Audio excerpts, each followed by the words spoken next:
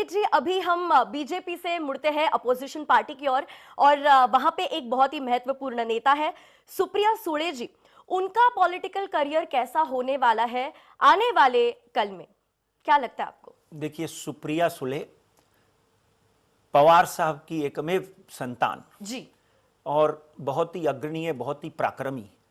उन्हीं की कुंडली देखने के टाइम पर हमने बोला था कि सुप्रिया सुले भारी मतों के साथ भारतीय जनता पार्टी के कैंडिडेट को खासदार के इलेक्शन में हराएगी और उन्होंने वही पूना कंस्टिट्यूंसी में हराया। इसी चैनल के माध्यम से हमने सुप्रिया की कुंडली का अध्ययन करते हुए ये भविष्यवाणी की थी, दर्शकों ने बहुत सराहा था।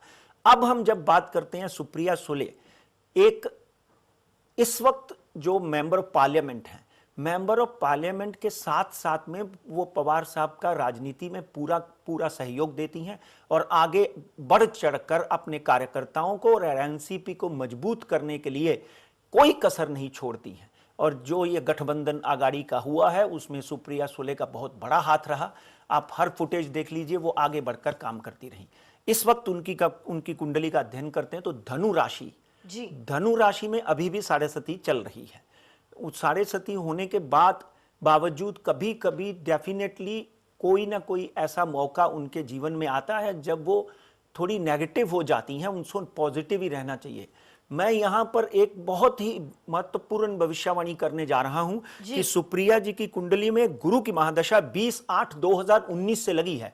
गुरु उनका इतना उच्च का बैठा हुआ है, जैसे मैंने आदित्य की कुंडली देखकर बोला कि गुरु की महादशा लगी है, उद्धव साहब की कुंडली में गुरु की महादशा लगी है, अब सुप्रिया की कुंडली में गुरु की महादशा लगी है। आगे आने वाले दिनों में 4/4/2021 के बाद एक्चुअल सुप्रिया की कुंडली में राजनीतिक भविष्य में उदयकाल के योग बन रहे हैं। मित्रों, यहां पर एक बहुत बड़ी भविष्यवाणी मैं करने जा रहा हूं कि उनकी कुंडली में 20/8/2035 से पहले 20/8/2035 में गुरु की महादशा उनकी खत्म होगी और 2025 से लेकर 2028 तक, यानी 24 में वापिस इलेक्शन है, 2025 से लेकर 2028 तक या मैक्सिमम 2030 तक एक ऐसा समय आएगा जो एनसीपी जो है वो केंद्र में सरकार को अपना सहयोग देगी।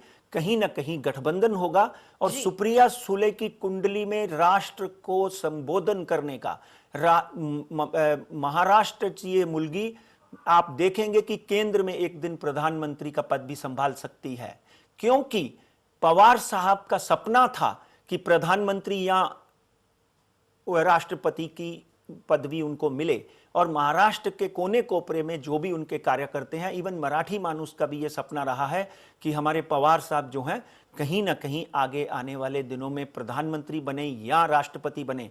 अगर वो सपना उनका पूरा नहीं होता, मान लीजिए, क्योंकि कहीं ना कहीं प्रकृति को लेकर, सेहत को लेकर चिंताएं बनी हुई रहती हैं उनके साथ, मगर सुप्रिया की कुंडली में गुरु की महादशा इतनी प्रबल है कि कहीं ना कहीं, क्योंकि यहां पर भाग्य जायते सर्वदा न पुरुषम न कौशलम, अगर देवी गौड़ा प्राइम मिनिस्टर बन सकता है तो डेफिनेटली सुप्रिया सुले जो है अपने ग्रहों की planetary position is the most important. Planetary position जो है वो आदमी को रंक से राजा बना देती है। अब्राहम लिंकन को बकरी चराते हुए राष्ट्रपति बना दिया और नरेंद्र मोदी को चाय बेचते हुए आज प्रधानमंत्री बना दिया।